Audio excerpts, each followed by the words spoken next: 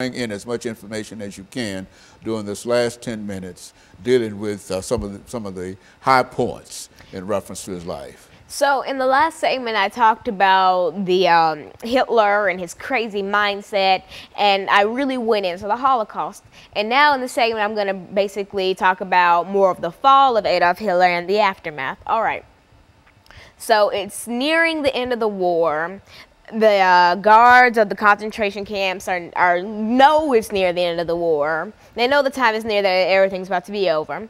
So they have the bright idea of trying to eliminate the lasting Jews and trying to make this Holocaust seem like it was all a hoax. So basically, what they would do is they would kill off the remaining Jews in the death camps or concentration camps, or in the work camps. They would kill them off, and they would try to tear down as much of the camp as they could. Like, for instance, Auschwitz. They killed the remaining people there, and they tried to tear down Auschwitz as much as they could. But luckily, they didn't tear down the whole thing. So if you just so happen to find where it is, I mean, there are a few lasting bricks. But another fact about the Holocaust, some survivors who barely survived Auschwitz came back to the site where they were held captive, you know, over the years, and they would take a brick from Auschwitz and just keep it as memory. And the gate that says Auschwitz, it can be found in the U.S. Holocaust Museum, which I was fortunate enough to visit over the last couple weeks. I went there about 2 weeks ago.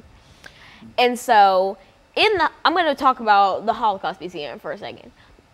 In the museum, it has a very intricate setup.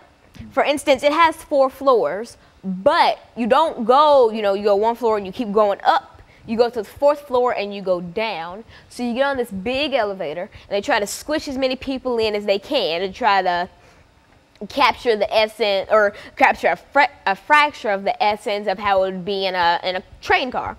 And so this video shows up on a screen in the elevator, and it talks a little about the Holocaust, but not very much because they don't want to give much away. So you ride up to the very 4th floor, and in the 4th floor, it just talks about the rise of Adolf Hitler, his childhood and, the beginning of the Holocaust. But in a different section of the 4th floor, it gets deeper into the Holocaust.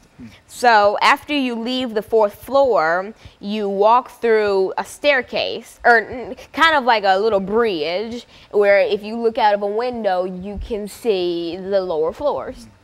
But a fun thing about it is, on the little glass panels of the museum, there are names of families that were involved in the Holocaust. So you'll see Horn and a lot of other names that were families of people who were killed in the Holocaust, and they're all etched into the glass. So you walk across this bridge, you enter the 3rd floor, which talks more in-depthly about the Holocaust, and they even have a train car, and it's not even a replica, an actual train car that they had to have flown in and like dropped into the building, and they had to build the building around it. And so you can see that train car, and you walk through it where you can explore other divisions of the 3rd floor.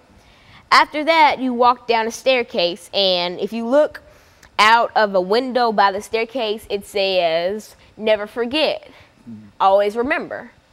And so you see more of those bold yet simple statements around the Holocaust Museum. And like, for instance, outside of the Holocaust Museum, like on a door, or not on a door, but on kind of a wall, that etched in, it says, "You are my witnesses." And it's a passage, it's a little scripture from, I think, Isaiah in the Bible. And it says, "You are my witnesses." And so that really means that we bear witness for the people who can no longer tell their stories. And it is our duty as people who are living after this has happened to tell our children, and for them to tell their children, so that the memory of